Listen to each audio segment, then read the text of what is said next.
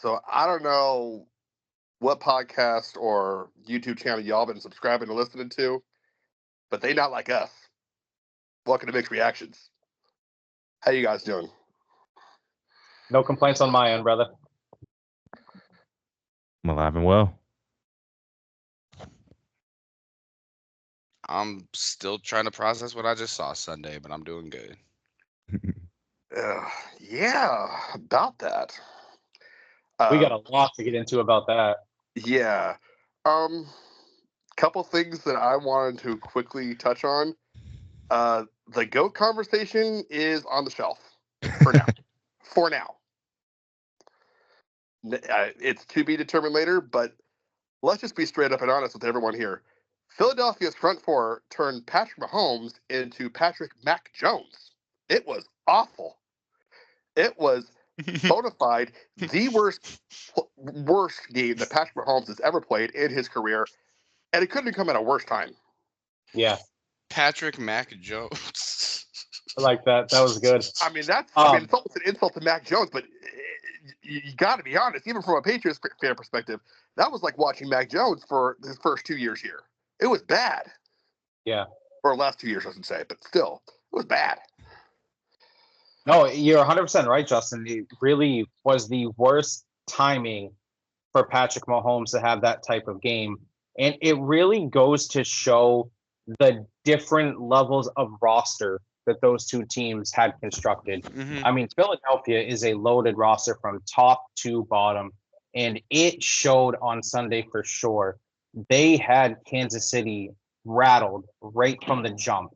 There was nothing that Kansas City had for them on Sunday. I mean, when you really break down that game, they just were all over them. I think they had 6 or 7 sacks in that game. I think Seven, seven. I believe. Oh, I think just right. It was 7 because it was more than I originally thought. I think it was 7. I can check. And Mahomes got rattled. He got Yeah. taken off his game early and Yeah. wasn't able to recover. And as you guys know, I'm one of the biggest Mahomes supporters there is. I don't even care about the second half stats that took place in that game. Those were garbage. Those were Twinkie, empty calorie stats that meant nothing. At one point, that game was 40-6. That game was over. Those stats hold no bearings regarding that game. However, I will say this, and we're for all the people that are the quote unquote Mahomes is washed gate, or even talking about shelving the GOAT debate. Sure, I mean, we can shelve the overall aspect of the GOAT debate for now, but let's not act like he hasn't had the best start to any quarterback ever so far. Of course not. Of course not. I'm not taking anything away from that. Let's not act like he isn't far beyond where Brady was at 29. They both had 3 rings. He's ahead of them in every single statistical category at the same age. So let's pump the brakes on this is some career-defining moment for Patrick Mahomes. It's not. It's a Super Bowl loss. It's a bad game. They do happen. This was the best attempt at a three-peat we've ever seen. Let's not act like we haven't seen all-time great quarterbacks have horrendous performances in the playoffs. I mean, Justin, we can go back to 2009. Brady against the Ravens was one of the worst game of his career. We can take a look at 3 straight first-round losses for Joe Montana in 86, 87, and 88, where he didn't throw a single touchdown in 3 straight playoff games with 3 straight losses. This happens. Let's go back to 2004 with Peyton Manning against New England. These performances happen. What's really going to define Mahomes and the Chiefs' era going forward is how they respond next year. That's going to be the more defining moment to me, at least, than this lone game in particular, is how they respond to it next year. Now, of course, it shows they need some help. They need some offensive line help. They need some wide receiver help. And I think it's time for Travis Kelce to hang it up. He clearly lost the step. He had the worst game of his career too. There was there was a play I watched on one of those replays where Patrick Mahomes had that scramble where he fumbled the ball but then recovered. Kelce stood there and watched. That play was phenomenal by Mahomes. 0.45. Absolutely. Phenomenal play by him, by the way. Kelsey stood there and watched the entire thing. He didn't do a thing. He didn't saw rush that in play. to block for Mahomes at all. He just stood there and watched. Yeah. I mean, yeah, he was covered in one-on-one coverage, but he didn't even engage the play. Yeah, he didn't. And my concern for Mahomes' rebound, as it were, as most people should expect, at least some sort of rebound from this. If Kelsey hangs it up, that's a lot to take away from him in terms of his safety nets that he has. Well, this will be the opportunity for him to prove it if that happens. Oh, true. Don't get me wrong. Quarterbacks like Peyton Manning made anybody good. I mean, yeah, Brady made some of the worst receivers to come through the draft in the league to look elite. Don't get me wrong, of course. But I just want to point out that Mahomes had a rookie receiver that got 10 touchdowns this year and almost had 1,000 yards. So let's not act like Mahomes isn't making people good either. Like, no, of course not. I mean, again, but his only real receiver is Xavier Worthy. I mean, D-Hop has lost a step, obviously. That was clear. Yes. He was that miss. He was wide freaking open. He had a touchdown guaranteed if he actually caught the ball. Yeah. You know, as I was watching that game and I could tell just how the talent differential between the two is, it came into a realization that I think is full into effect going to take place now, guys. I think Tyreek Hill's going back to Kansas City. I wouldn't be surprised. And I'm kind of aligning with what Justin said, more so about the safety net thing. Because Xavier Worthy, great rookie season. I mean, the dude's so fast. I mean, but the drop off between him and Kelsey and the targets and everybody else is drastic, and they're just not good. So I wouldn't be surprised if Hill went back to Kansas City because, I mean, remember the old meme, fuck it, Tyreek's down there somewhere, and it gives him another element with him and Worthy. I mean, that's gonna be deadly. When you got to think too, with this whole Travis Kelsey thing, like you can argue, yeah, sure, it's going to take away a safety net, but you could also argue he didn't have that safety net this year because of how much of a deterioration we saw from Travis Kelsey. Mm-hmm. And let's not diminish the fact that the real MVP of that Super Bowl was Vic Fangio, the defensive coordinator for the Eagles, and that D line, that front four, they won that game. Oh, wow. Yeah, I say that game by themselves. I say let's not take away credit from how well Philadelphia played, and you guys know how much I hate the Eagles, but you credit's due, man. Yeah, you got to give credit where credit is due. They outplayed them in every single facet of the game. Jalen Hurts outplayed Patrick Mahomes. The only thing that I give credit to Kansas City for, and it actually, when I'm saying it like this, gives more credit almost to Philadelphia, they were able to shut down Saquon Barkley, something that nobody else did all season, and it didn't matter. They still hung 40 on him. And even then, while Saquon didn't pump up the stat line, he was causing problems for them in the pass protection game. They couldn't get to Hurts at all. No, absolutely not. No, Philadelphia has the best offensive line in the league, and it was on full display in that Super Bowl. I mean, Jason Kelsey retires, and they didn't miss a beat. Nothing. Didn't miss a single beat. Didn't miss a beat. You could not say. I retort this to back to what I said about the 2013 Super Bowl. I'm a firm believer in moments, right? And in 2013, right, when Seattle absolutely mollywopped Denver, I said that night, and I've said it ever since, no team in the history of the league was going to beat Seattle that night. I don't care who. They played a perfect game. Yeah, even the 07 Patriots wouldn't have beat that. 08 Patriots wouldn't have beat that. No. And I feel the same way about how Philadelphia played on Sunday. There wasn't a team. Not even one. What about Tampa in 02? No. That's one I always think of because they were real dominant too. They played a perfect game. Like I said, I don't count the second half stats. That shit was over with already. Yeah, and the only thing that Kansas City played for. What about the 2013 Seattle Seahawks? See, yeah, Sean. Yeah, I mean, if you want to say that, I'm just messing with you, man. But dude, the score didn't no justice at all. People are gonna look at that score and be like, "Oh, the Eagles ran away with it." No, it was a beat down. It was over before the second quarter. Halftime. No, people are going to look at the stats in 20 years and say, "Oh, Mahomes had a decent game. He threw for 283 yards and 3 touchdowns in garbage time."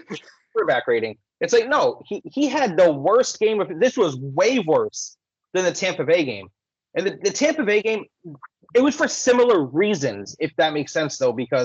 But what the difference was in that Tampa Bay game, he wasn't making the boneheaded throws that he was against Philadelphia. And that Tampa Bay game, there were 4 or 5 plays where he was running for his life and made an absolute dart throw on the money that his receiver dropped.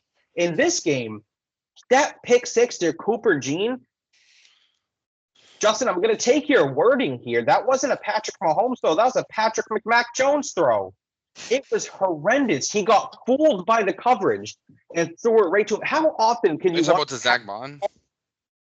No, not the Zach Bond. The one the Cooper to Jean. Sorry, you just said that. Sorry. Yeah, the Zach Bond was just he spied him. Zach Bond was just spying and just read his eyes perfectly. Yeah, he got fooled on the Cooper DeJean pass. How often can you sit back and watch a Kansas City game and say, "Oh, the defense fooled Patrick Mahomes"? That doesn't happen. Yeah. He was out of his element the whole game. All the credit in the world to Philadelphia, man. They earned this Super Bowl ring every step of the way throughout the course of this season. They were the writing was on the walls for Philadelphia throughout the whole season. I'm surprised we didn't see it sooner. They had the best defense in the sooner. I think it's more us. We didn't want to see it. That's fair because they had kind of overshadowed by the Lions. They were. They absolutely. I mean, I was the big Minnesota homer this year. So yeah, absolutely. Those were 2 feel-good stories, though. Nobody likes Philadelphia. Nobody wants them to succeed. But they had the best defense. No one likes us. No one likes us. We don't care. I like that shit. They had the best defense in the league. They had the best running back in the league. They had the best offensive line in the league. They had 2 humongous talents on the outside at receivers. They have a playmaking tight end. They have a quarterback that is mobile. They had the most unstoppable 1-yard play in the NFL. The writing was on the wall, guys. And you're right, Justin. We didn't want to see it, and we were dead wrong about the Eagles. They are your Super Bowl champions, and they have a damn good shot of being in the same exact spot next year. Yeah. The only thing that Kansas City had to play for in the second half was not getting shut out. That was the only thing they had to play for. Yeah.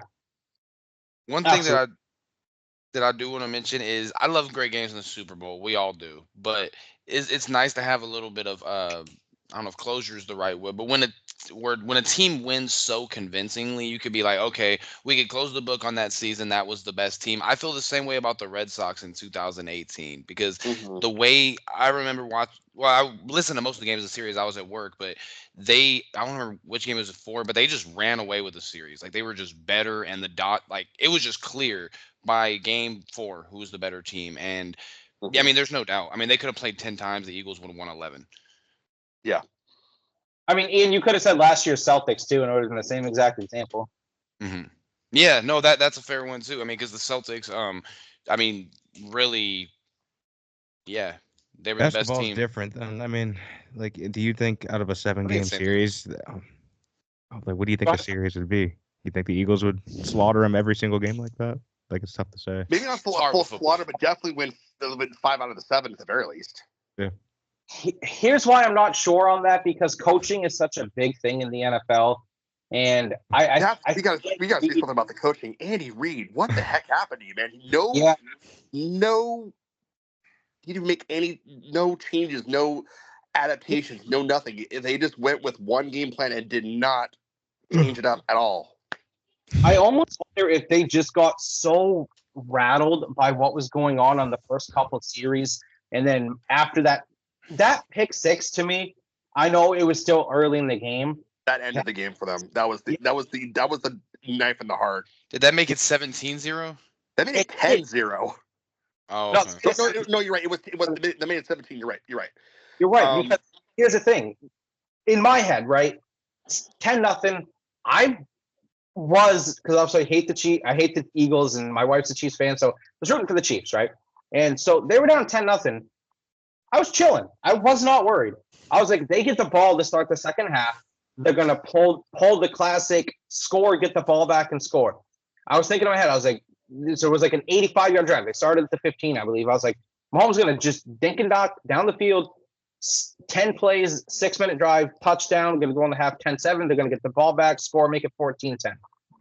Soon as Cooper DeJean picks that, returns it all the way, in my head, I'm like, uh-oh, buckle up. We have a major problem ahead. They're not coming back from this. I think for me, the Zach Bond interception is really what sealed the game for them, because at that point, that shut down any chance of any kind of comeback from Mahomes. Because that was really the demoralizer, because he had just thrown the pick six, and then like the second or third play after that, done. Dude, and I don't know. And as the week, I know I gave my predictions of the Chiefs, but as the week was going on, I was talking with my friend. I don't know if I said this on the show. I was like, if the Chiefs win, it'll be close. If anybody dominates, it's going to be Philly. I just could not say. When you look at point difference, that's how it's been all year for both of those teams. What you just said. I know the Chiefs are great. Any given Sunday, everybody in the NFL is a pros. But I mean, you're winning what 10 games by one possession in a row or something like that, and then you have. Like you guys were saying, the writing is on the wall. We just didn't see it. And you go up against an absolutely loaded team with a good defensive coordinator, good coach, and a good offensive coordinator, and the best running back that we've seen in a hot one. And he wasn't even a factor, and they still beat them down. That's the thing. I'm disappointed in myself as a football fan for not seeing it earlier. Because the more that I look back on the season, the more obvious it was to how just truly special this team is. When we were talking about earlier, best defense, best offensive line, best running back, 2 studs at receivers, 2 huge playmaking corners. Like, they don't have a weakness. It's because you were blinded by your closet Chiefs fandom. I don't have any of that. I do have Philadelphia hatred, which could cause that. But I don't know, man. Don't you got a Patrick Mahomes t-shirt? I do, but I didn't buy it. I won that at a bar because I was at the bar watching the 49ers. I got a Des Bryant t-shirt. So. Yeah. I called the exact score of the Super Bowl for when they played the 49ers the first time. Justin, you could actually attest to that too. I called that to you. I said 31-20 Chiefs. And so because I called the score, I won the shirt. Nice. There's one Garoppolo shirt, and I'm damn sure wasn't sure. Your mic's down. Or your mic's up, yeah. That was the day where I got absolutely fucking. That was the first time they played, right? Oh yeah, because the next time we went to overtime. Oh man, football's done, man. One thing I want to note is that in Tom Brady's total Super Bowl losses, he lost by a grand total of 15 points. Yes. In both of Patrick Mahomes' Super Bowl losses, he's lost by a combined 40. Should be more let's be real. That game should have been a 35-point game. it should have been a 40-0 game, to be honest, with how they played. But it's just something there's kind of nuggets of info. Obviously, it is what it is. I mean. I'm going to pass the floor to you guys because it wasn't my genre of musical interest. But what's your guys' thoughts about the halftime show? I thought it was phenomenal, beautiful. Everything from choreography to the songs, the way Kendrick teased, not like us multiple times. And I mean, music. I mean, you guys know that's my thing. Music is such a subjective art form. It's the most subjective thing, and it's the hardest to judge. So like when people say things like, "Oh, this shit was terrible. It was the worst halftime show ever," they just don't like that style of music. That's all it is. And it didn't. I mean, again, like I said, it's not my cup of tea. Mm-hmm. And I would have to go do research about what the beef has been about and has been about for however long it's been going down. Mm-hmm. But the performance was well done. I thought it was a very well choreography, well performed, and. Honestly, because I'm not, it's again, not my genre. I thought Ja was Brandy. I didn't think I knew who that was, to be honest. Wait, what? I don't know how to pronounce her stage name, SZA, whatever her name is. is. SZA, I think. I always just said, my little brother was like, SZA. I'm like, you mean SZA? I thought anyway, I thought she was Brandy, honest to God.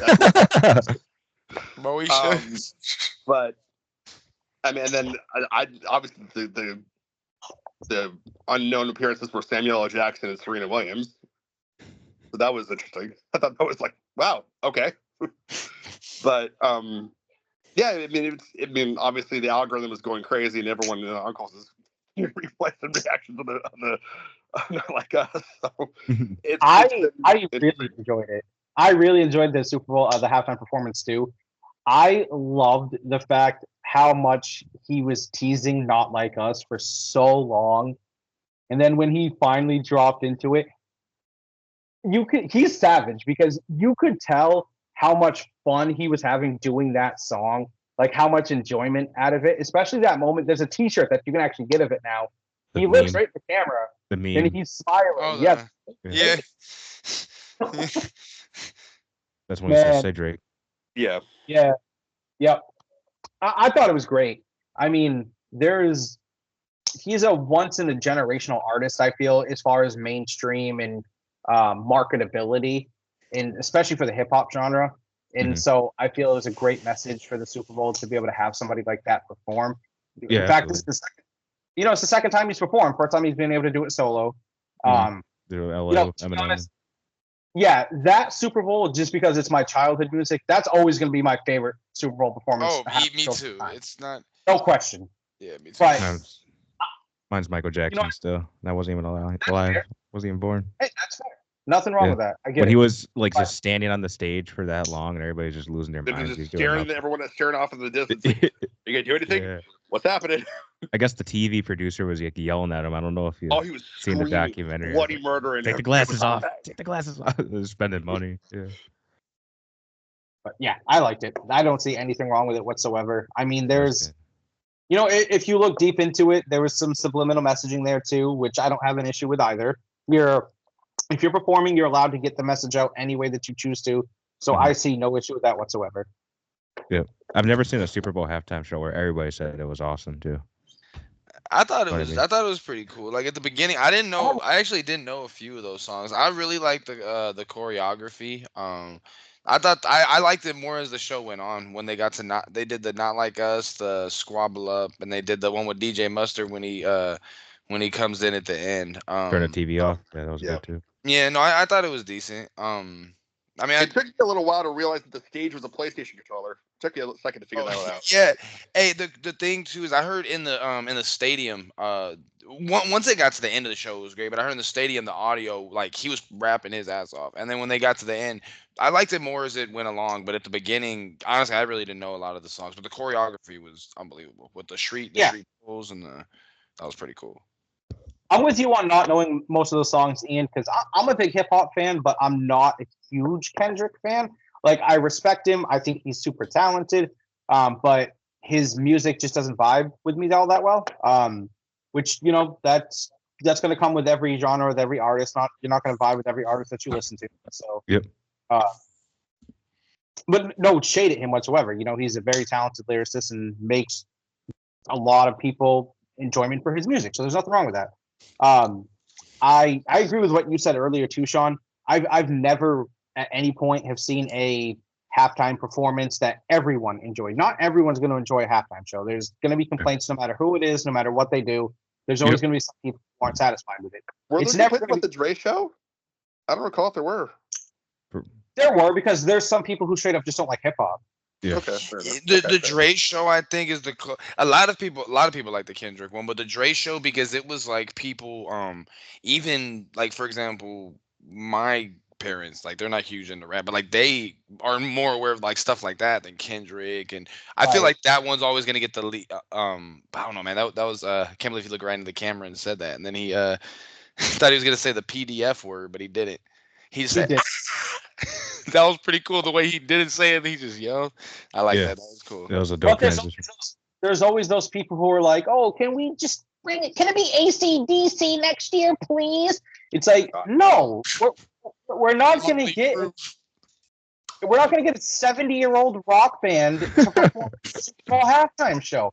Or you're Get the not going to get Mickey Mouse to do the Fantastic Water Show.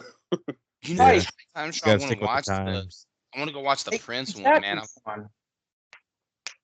I've always The heard Prince one, the one. Prince halftime show was one on my top 3. That was a good one. It was rain. It was in Miami, and I heard it was raining. He was singing "Purple Rain," wasn't he? Yep. I've seen like the little clips of it, but I've never Yeah. heard the Michael Jackson one. That was like the first. That's when the halftime show became the halftime show for my. Yeah, that was when the halftime show became a household thing. And then, of course, the halftime show kind of had to take that hiatus for quite a few years. where Yeah. they didn't What was do that about? anything. The Justin Timberlake, Janet Jackson. Yeah, that was the Yeah, Patriots. Was that the for a first number- Patriots Super Bowl, or was it the second one? That was 38 going against Carolina. against That the was the second Panthers. Wait, did Okay. they take a break after that? They really took a hiatus? No, that was the end of the song. break. It didn't take a break, Sean, but what it did is it booked safe artists, like safe, gotcha. like those older rock bands that everyone wants back now. Then, but when it was happening, everybody fucking hated it. Yeah. Bro, I remember we were playing, I think it was NBA hoops, because we went to my house during the halftime show from my friend's house. Him and his little cousin come over. We're in the room, my whole family's like, man, Janet Jackson's titty just got pulled out on TV and they shut it down. And but yeah, no, I always think of that as the turning point for the halftime show too, because I think they were a lot safer with it after that. My Well, they understanding, I was definitely watching took the high road on those for sure. Well, the low yeah, road it was for sure. supposed to be a Boussier or whatever the fuck it's called. It was But supposed to be. It was supposed to be like you just take. He was supposed to just take the first layer of her Mm. chest piece off, but it ended up being the whole damn thing. and them lights shut down quick. Katy Perry one was underrated. Nobody talks about that one. I She was thought that riding one that. was too cheesy, to be honest. I like how she was riding the Power Ranger. I mean, that was. I mean, there were some cool elements to it, but I felt like Yeah. I mean, the freaking sharks. That just lost it for me. Yeah, that became the meme. There's always one meme from the halftime show. I swear. But it just became that just like okay, now it's bad. It was fun though, man. Like I think the New Orleans better never get out of the Super Bowl rotation. Like I love when the Super They Bowl won't. goes They there. God, won't. no, never will. If it's Never. a dome stadium, it's going to be in the rotation. Where is it next Straight year? up. San It's in Francisco. San Francisco again. Yeah, they just why are they hosting it again? They just hosted 50. Too quick. I mean, that was 10 Super Bowls ago. Yeah, that's a lot of cities. That was a decade ago. That's Well, I mean, that's but short- no, but there's and it's I Super told Bowl you guys today, timelines. Yeah, that's I not told that you guys far. today in 2027, at least for Casey, we got to make some plans with the other half because that's on Valentine's Day. Oh, and on the one you said Super Bowl. Wait, which one? 51. I mean 61. 61. Sorry. 61, Yeah, and it's in LA. That one's in LA. Yep. Again? See So again. fast. Yeah, I was thinking the same shit. They'll be okay for a few hours. They'll be okay. Oh, I know. I'm just saying, but you probably have to plan ahead something at least for a little bit before. It's like, Bro, okay, they man, we scheduled got to do Super- something before the game, then I'm out. Sorry, I didn't mean to. They really scheduled the Super Bowl on Valentine's. Bro, that's gonna become a Valentine's huge Day, issue yep. years from now. Like seriously. So before we get off the Super Bowl topic here, just a couple other things we need to cover, of course. I just want to get the floor's opinion on this one. Did y'all fucking hear what my quarterback said? Mm-mm. Yeah, I did. Let me look So- it up. They were Idiot. they were talking to Dak about, obviously the Eagles and their success. And they asked Dak where he thinks his Cowboys are. And he says, we're really close. And I understand his reasoning because he's like, if you look at Washington and Philadelphia, we have a tremendous record against them. Yeah, you do. That's fair, Dak. You're like 17-5 in the NFC East. So yeah, you do.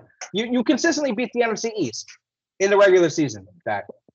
Huge difference, buddy. You're not close to Philadelphia, and I fucking hate the Eagles I so mean, what do you goddamn want him to say? Do you want him to just be like, we fucking suck? No, I mean, he said the right thing to boost his franchise and boost his image and boost obviously the Cowboys. He has a Got to place in have employment. the headlines about the Cowboys, but Yeah. you couldn't be any further wrong from being an objective truth. Right. What he should, in my opinion, what he should have said is, we got some things going on in the organization. We're trying to take the next steps to get where they are. That would have been That's all you need to say. We're not there yet, but we're working our way back. We're working our way there. You Yeah, should that have would said, have been a good response. you know what I mean? He should have said, I have faith in this team to get where we need to be. We're they are. But to say we're close and then talk about your regular season record against them, no, I don't like that answer. Yeah, to follow it up with that part, because honestly, like when I saw, but then I'm kind of thinking about it, like that's really not to say you're very close. That's just extreme confidence. But then to bring up the regular season record to just discredit the fact the Eagles just beat the brakes off everybody when the Cowboys won what 6 games, you're pretty far from the Eagles. So I think that part just kind of can say yeah we're very close. We feel confident with the talent that we have. It's a little bold. I mean it's a little close on paper. I mean, that's fair, but I mean. But he was like, yeah, we don't have the time. I mean, those would be the guys you're going out there. Like, I'm not mad at him for saying. Maybe he could have said something like, we don't want to knock the, we don't want to discredit the Eagles. We're gonna work like he said on the next step. I didn't think it was too crazy. Very close, I mean, close. I What is he don't supposed to say? care. I have more of an issue with him bringing up the regular season record against Me him too. than yeah, that's the part where he lost all credibility about this. What he was saying. if he just hey, we're close. We got a few things that we're working on. We're trying to get with. No problem. But you don't bring up your regular season record to a team that just won the Super Bowl. You keep your mouth shut and you pay homage to the team that just won. Like, that's what the respectable thing to do is. That's just my opinion. I didn't like the answer. That's like Drake May saying we're close to dethroning the Bills. We're nowhere near. Right. Yeah, that's like Drake saying, hey, remember when we had that lead in the second quarter against Buffalo? We're right there with them. No, Drake, you're not. You need to sit down. Exactly. Anyways, football season's over, boys. And as you know on this show, when football season ends for us, we are going to talk some hoops. Basketball. John, I want to cut right to you, my man. I know Of course you do. This weekend. Actually, last night you were at the Breslin. My apologies, good sir. Last night you were there. That's why we're doing this show today. I was. Thank you for being so accommodating with time. Absolutely, Yes, sir. How different of a you might not have thought this is where I was going with this question, but how different of a feeling is it comparatively sitting in the student section compared to just regular seating? Do you find yourself less interested in the game not sitting in the student section? That's actually a really good question. I think it's about the same. And the reason is because it's the same is because I'm older. When I was like in the ISO and I mean, I had an older ISO period too, but when I was like 21, 22, I'm a kid, bounce around. You have that energy. It's the same. I'm still invested. I'm still interested. I feel like I just watch the game differently. I celebrate different things differently, but it's the same.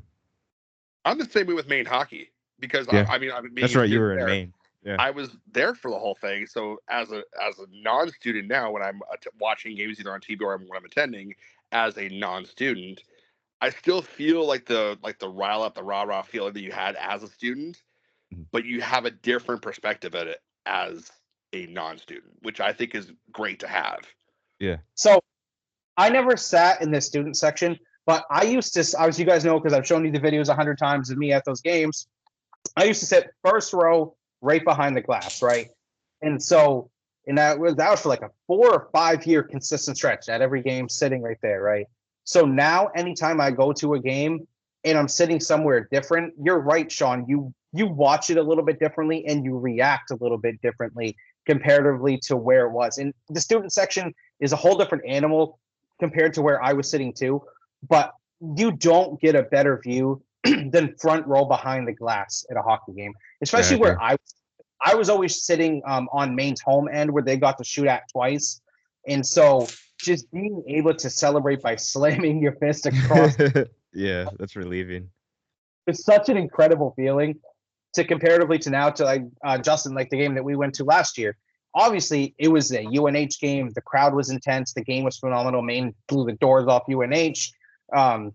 But I didn't get to react how I used to by, going crazy on the glass. It's just when they scored, you stand up and clap. It's a completely different reaction.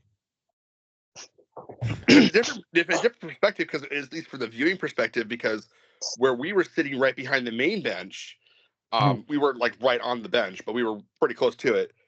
The glass kind of almost gets a little cloudy in a sense as the further down you're looking. So yeah, in some respects, depending on where you are, you have to rely on obviously the graphics of the jumbotron that's in there. Yeah, but it's when you're on glass, it's a different experience. I don't know about you guys. When I'm at a sporting event, I try to look at the jumbotron the least amount of times that I can. I never want to look at the jumbotron because it feels like I'm watching it on TV, and that's not why the games. You're paying money. Even if I'm in the nosebleeds for the most part, I'll watch the. I mean, I don't know, man. Like Staples Center is big as fuck. Like when I went there with my team, I try to watch it on the court, but some of those arenas are fucking huge. Another thing is Another thing I wanted to say is I feel like now, I mean, not that I was disrespectful back then, but I feel like I'm more respectful to opposing fans. Wait, Like, well, hold on. Tell me some young Sean story. we'll get to that another time. But like last night, though, I'm sure we'll get to the game later, but after MSU lost to Indiana, there were a couple of Indiana fans behind me. Husband, wife.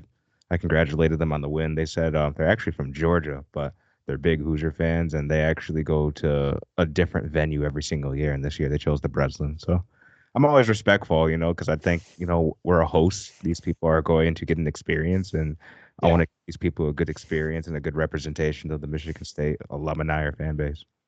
Either or. Yeah, I'm the exact same way, Sean. I get that entirely. I mean, I've had my moments at the Alfond when I was a little younger and may or may not have consumed a few, party time beverages before the game and during intermission. And may not have said a few inappropriate things to opposing fans. I wouldn't even dream of doing that now. Yeah. Like, It's especially a at rah-rah spirit, man. especially at a live event, like everyone's going there to essentially enjoy the game, and obviously people want their team to win. Yeah, and they just care. And people say Yes. stupid things when they care. You don't have to be the asshole that ruins it for somebody. I mean, Yeah. it's just it makes it no fun for that Okay. person, and it just makes you look like a dick. You guys both sound like you were dicks to other people's fans. Alcohol does some crazy things to you, especially when you love the sports team, man. Definitely That had Bengals game where they threatened to kick us at called stadium services or whatever. I mean, that one was 2012, I wanted to say. Yeah. Damn, you almost got kicked out of an NFL. Damn, you got to do some bad shit to get kicked out of an NFL game. Honestly, all we were doing was celebrating an interception that happened at the beginning of the game. How were you celebrating? By screaming and yelling, and people were saying we were yelling in their ear. What the fuck is some this? old guy and some drunk guy. I don't know. The Bengals fans, man. Oh, Weird that's energy there why in you Cincinnati. don't. Oh, that's a story. I never heard it before. That's wild, man. They really tried to fucking. We became friends by the end of the game, but I yeah. can't see you being hostile towards them. I can see you being good natured This fun. shit- I can't see you being like, go back to Yeah. Bloomington, bitch, or nothing like that. I don't know if I would say anything like that, but yeah. I had some rough ends with some Michigan Casey fans would. back in the day. Casey, absolutely. We go. We have two. How about you? Yeah, definitely said that before. Is it? Wait, is that the saying? Yeah, we got two. How about you? Yeah. Oh. University of no hardware. Yeah, we're up against them twice this weekend, and it's going to be a shellacking. Yeah, It'll be a shellacking. UNH weekend at the Alfond.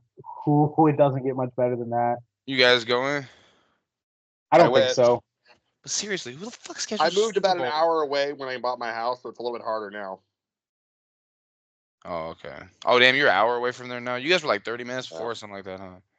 Speaking of Maine hockey, they're coming off a tremendous weekend for them guys, picking up 4 points on the road against Providence. They had the overtime shootout win, and then of course they won in overtime the following night against the number 7 team on the road. They showed resilience that whole night. I am very proud of what Maine did this past weekend. I hope it continues on into this weekend and they pummel their rival in UNH. They absolutely should. I mean, there's no reason why they shouldn't. Yeah. UNH. The only thing that UNH has going for them right recently is that they have gotten out to some fairly good leads and they've choked it away. Yeah. Crazy how close we are to the end of the season. I the can't best part of the season is seeing UNH in the worst part of Hockey East. That's the best part of the standings. Always. Yeah, at UConn, twice at home against Vermont, and then twice on the road against UMass to end the season. Justin, I don't know if you know this or not. I don't know his first name, but I was watching the Beanpot, right? Did you watch it against BC and BU? I watched bits of it. Gustafson, the guy who plays on BC. Mm-hmm. His dad is Mark Gustafson, who scored the game-winning goal in the '99 national championship game for UMass. I knew that. I didn't know that. I was like, no, I didn't know that. You didn't know he was related? No. Well, everything just cut the fuck out. Can you guys hear me? I can hear you Yeah. just fine. What the fuck? All right, my bad. It says no internet connection. Give me 1 second, fellas, just before You're we still continue. recording, My so you're bad. good. But if you Still get out, Okay, we're you gonna lose guys the can keep recording, buddy. So But yeah, Um, no, I didn't know that Justin Taylor said on the broadcast. Did we look And- at the Jonas Gustafson too? Possibly. I don't know. I don't know how popular the last name is. Says Jonas from Sweden. I would think so. I don't quote me on it though, Sean. I don't know for Yeah. sure. But speaking of Jonas from Sweden, Sean, I have a question for you. You better know this. There's a guy named Jonas from Sweden that played in the NBA. You should know his name. I'm assuming he played for Michigan State. He was white. I don't think that helps if he's from Sweden, but he was white. No, he didn't play. He was inspired by Magic when Magic played 1 year overseas in Sweden. God, no, I can't think of a top. His last name starts with a J too. I don't even know if it was pronounced Jonas. I think it was pronounced Jonas. Oh, you're talking about. Oh, I know you're talking about. Jonas Pistons. Repko? Yeah, Jerebko. Oh man, Yeah, he was cool. That was a rough. I mean, the rough last time in your guys. It's been a rough few times for the last 12 years. But That's what threw me. That's what threw me. It's not Jonas. It's Jonas. Yeah, it's Jonas. Jonas Jerebko. Yes, you're right. Oh, okay. Yes, Jonas. Yes, I Jerebko. liked him though. I did like Jerebko. Dude, he was like your guys' best player at one point. That was a dark time. Like the Celtics too. He did, yeah. You Yeah, he guys did. always have players wearing weird ass numbers because everything is retired. They had Jeff Teague out there wearing what the fuck? Shout out to the Pistons right now, though, man. Who? Yeah, they're doing really well. How did the Bulls even end up scoring 90 last night? I don't know. What was the halftime score of that game?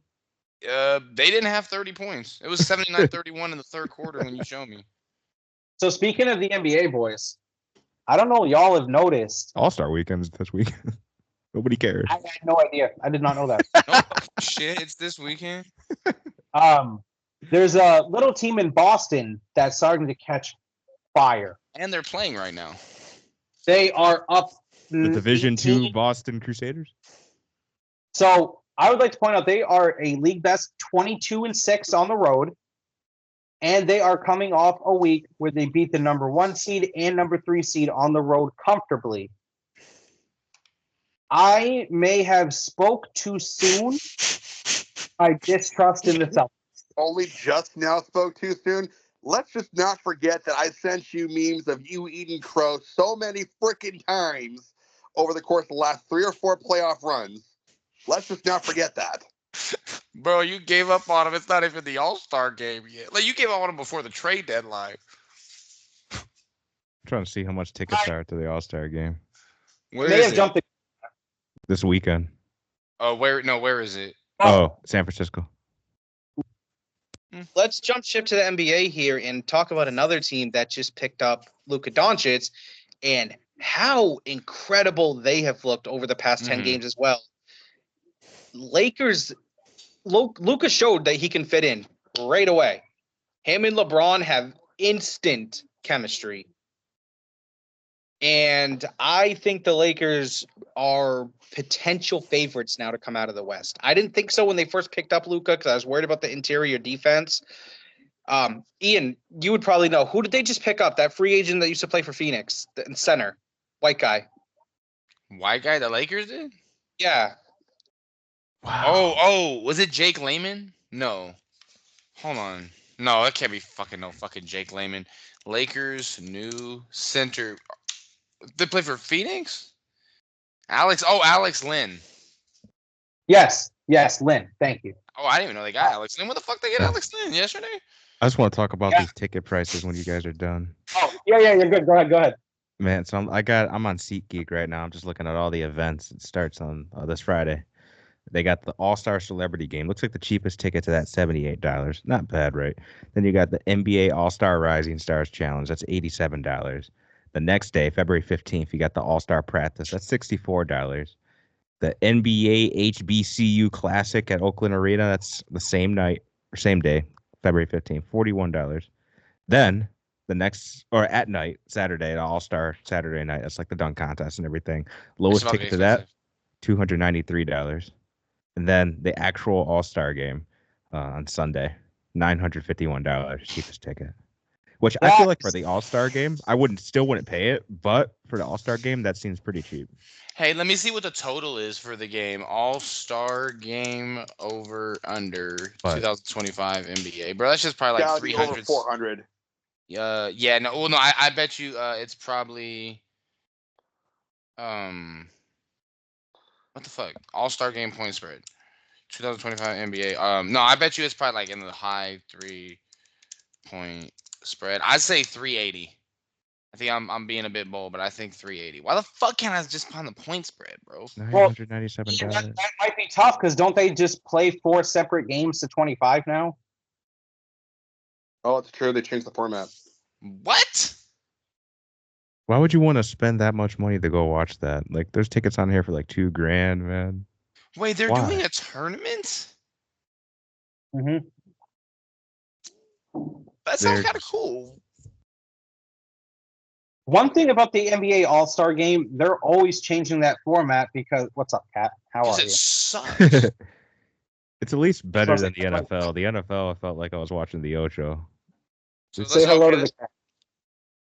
What's up, kid? What's up, Gato? Let's go through the roster. So Team Shaq's gonna have LeBron, KD, Dame, Steph. I'm just kind of, yeah. I mean, Team Candace. Oh, Team Candace is gonna be winner of the Rising Star. That's pretty cool. So they're gonna have a team of a bunch of fucking young guys that are gonna be able to maybe make a little Cinderella run. That's fuck it. I mean, it's better than watching they literally they scored 204 points last year. You know what? 202 points. Dude, I don't know about you guys, but for me especially, the Saturday night All-Star with the skill set, the skill showcase, 3-point contest, the dunk, that used to be a must watch for me. Same. It's trash It's not now. anymore. Like I'll still peek in on it, but I used to make my plans around it back in my teenagers, early 20s. Like I'm not missing Saturday night. I'm not missing that. It's just not the same anymore. Yeah, it's not the same. I think the last time I watched it was the one Miles Bridges was in, and that's just because it was Miles Bridges.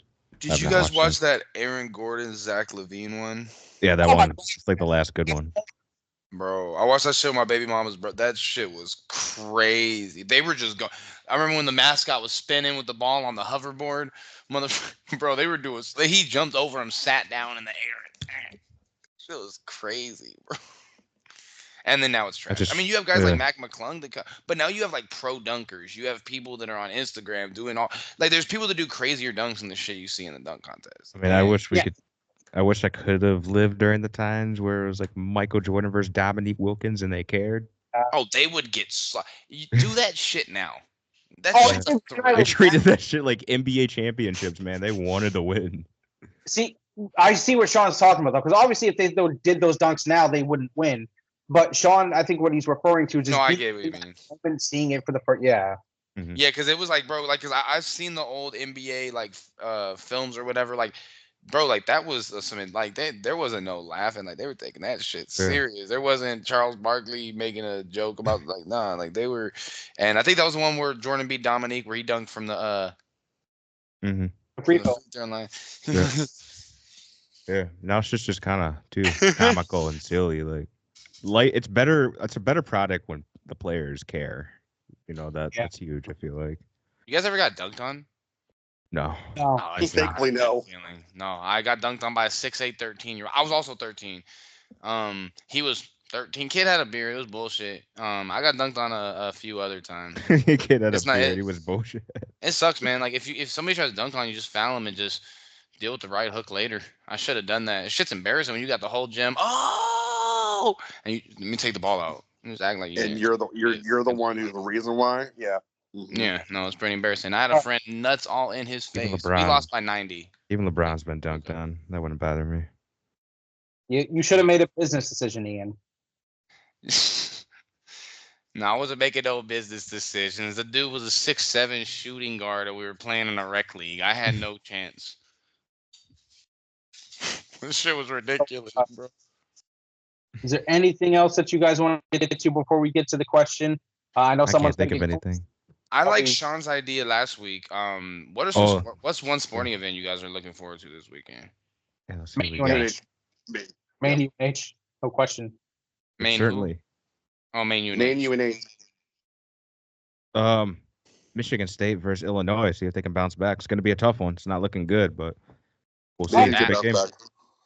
Sean, that? you did say that you wanted to talk about why that loss was concerning. Before we get to the question, what about that loss was concerning for you? Well, really, if you look at their last 4 games, they've looked like shit. I mean, they had the 1 second half versus Oregon. That was the only time where they've looked impressive. But ever since I was on here, that one show, and it's like, yeah, Final Four or bust. Man, they have made me look stupid because they've lost 3 out of their last 4. I know what I'm looking forward to. That can happen in the course of a basketball season, though. I wouldn't watch That's it, true. so. You just would like not to see that happen so close to March. You know? Yeah. Understood. You know, number 1 and number 2 in the country are playing this weekend. That's what I'm looking forward to. Basketball Iron Bowl, Alabama, Auburn.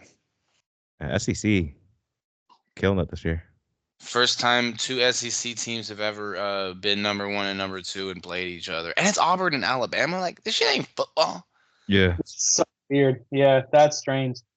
It's kind of Next year, we know in college football, Duke, UNC are going to be number 1 and 2. Well, shit, last year when Alabama and Clemson played in the LA, dude, because it's just because these football schools have so much money, bro, for these facilities that they can get these coaches and these players and like. Belichick's going to be in the college football playoff for the next 2 years. Watch. Yeah, Justin, is that office sign behind you? Yeah, it is. I love that. I saw bro. that shit earlier. That's one of my favorite shows of all time. Oh yeah. I'm not a big fan. Could never get into it. I I was tried. like that for a while, Ian.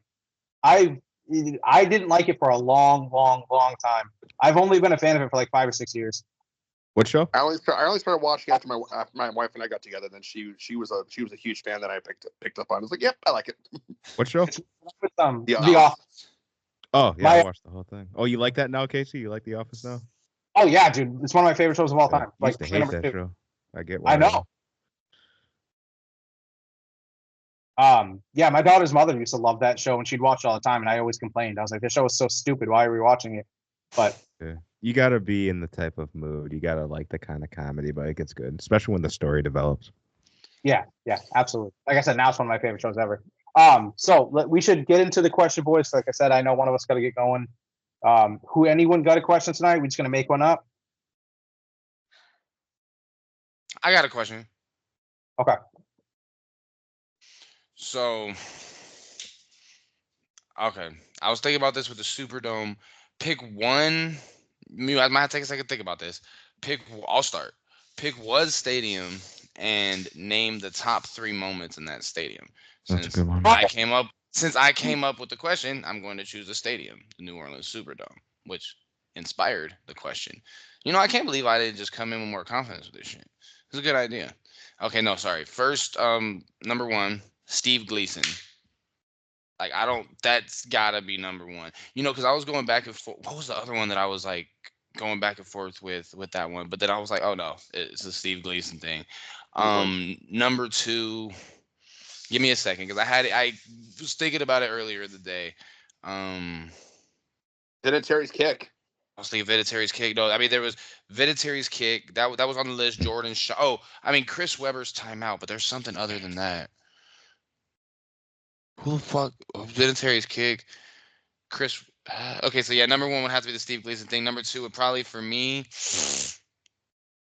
be the Chris Webber thing. Number 3. Now, this is the one I was kind of stuck on. Brady and the Patriots dynasty. And then Jordan, number 4. And then number 5, Jordan hit the shot against Georgetown. And then number 5, there was another one. Oh, you know what? No, I was gonna put this one higher. The lights going out in the Super Bowl, and that's top 5. Oh, good call. Nice. Mine's really easy. I'm gonna You go do top 3, top 5. I thought I said top 3, but you guys do however you want. Sean, you gonna go with the Breslin, Sean? Good guess. What do you mean by top 3? Oh, you're talking about like an order. The touch moments. Yeah. Spartan Stadium. So Michigan State versus Wisconsin, Hail Mary, Kirk Cousins. Michigan State versus Notre Dame, overtime, fake field goal. Mhm. Remember that? And then 2021 on my birthday, Michigan State versus undefeated Michigan, 9-0 versus 9-0. Kenneth Walker, 5 touchdowns. He Crazy. had ass game. 5 that day. Mhm. I remember he was a beast, but shit, And got snubbed out of the Heisman. Didn't even get invited. It was bullshit. he didn't even get invited that year. Hutchinson did. For me, I'll go with Fenway Park. The comeback for the Red Sox into 04. That'd be Game 4 one. or game 4. Game 4. And then Coach Uehara winning the World Series Game 6 against the Cardinals. Again, this is my top 3 more than anything. So there's probably moments I'm not thinking about. But actually, it's kind of a 1A, 1B with 1A, 1B. Pedro All-Star Game, the two scoreless innings, The immaculate ending. and then Ted Williams being brought out in the cart at the All-Star Game. Oh, when it was in Boston, that was cool. Yeah. 99. So mine would be TD Garden. And kind of like Justin, I'm gonna go with moments that are kind of personal to me. And so number 1, I'm gonna go 2010, second round of the playoffs, Game 6, knocking LeBron in the playoffs, mainly because I was there in person to watch the game. Oh, really? The game where he took off his jersey in the hallway when he left Cleveland? I was there. Wow, you were there for that one? I didn't know that. I was sitting on the floor. I had front row seats on the floor. Shout out to Matt Collette. He bought me the ticket. Wow. You're fucking kidding. No, it was like $900. He bought me the We ticket. can go verify. That's dope. Second for me would be when Ray Allen passed Reggie Miller for the all-time pointless. And then Good call. And then third, this past season, winning against the Mavericks, closeout game, took home the title, got to rub it in Ian's face because he doubted him all season long. Not even the anything's possible moment? Nah, because quick backstory about that game, right? Ian knows this story because I told him this. So the afternoon of that game, right, hanging out with a few buddies, and one of them has the bright idea, hey, let's get a bottle of vodka. It's 3:00 in the afternoon, right? Me, 16-year-old Casey's like, sure, fuck it, let's get a bottle of vodka, right? We proceed, and I still can't drink vodka to this day because of this, by the way. It was Orloff vodka. We downed it. It was warm with also warm cranberry juice as the chaser. Rest in peace. Bad. So that night. Passed that out, night. drunk, right? Passed out. And I mean, puking everywhere, passed out, missed the game live. However, bro, I swear to God. Before it gets better, trust me. You woke up at anything's possible? No, fuck no. I woke up at 3 a.m. when they showed the reruns of the game on ESPN. That's true. Watched the game then at 3 a.m. I didn't have a smartphone then, so I didn't go downstairs. I had no idea what happened. Watched the game from start to finish at 3 a.m. puking still because I was still hungover. That's hilarious, man. That's great. Missed the game live, bro. Completely missed the game. Wow. Damn, man. That almost feels as bad as me missing the 28-3 second half. I almost told that story when you were telling about it, but we ran out of time that show. Yeah. I still can't believe that. I mean, that's crazy. Both you, the 28-3 thing, though. That's Did you just? Well, I mean, because I think you said that you weren't getting reception, and you were just like. Yeah, and then my daughter was a relatively, she was like a 6-month-old at that time. So. That's crazy, man. But it's one of those things to where like you're just like, you know what? It was meant to be. Like maybe if you had been watching. It would. That's kind of how I'm not superstitious, but I am in certain cases. I'm like, I'm a little superstitious. Like if I'm not there to watch it, then I'm not. Then it's I'm either helping the team or I'm jinxing them. Yeah, exactly. I was just what you're saying is you're not superstitious, but you are a little superstitious. Shout out to Michael Scott. Yes. Oh man, it's been a great show, boys. Yeah, facts. Anything else, fellas, before we sign off? Maine gets 5 out of 6 points. Well, they- remember, It's a good prediction. kids. Congratulations to the Eagles, and I hope everybody has a wonderful evening. Good Don't night. forget to bring a towel. It's still fuck the Eagles, by the way.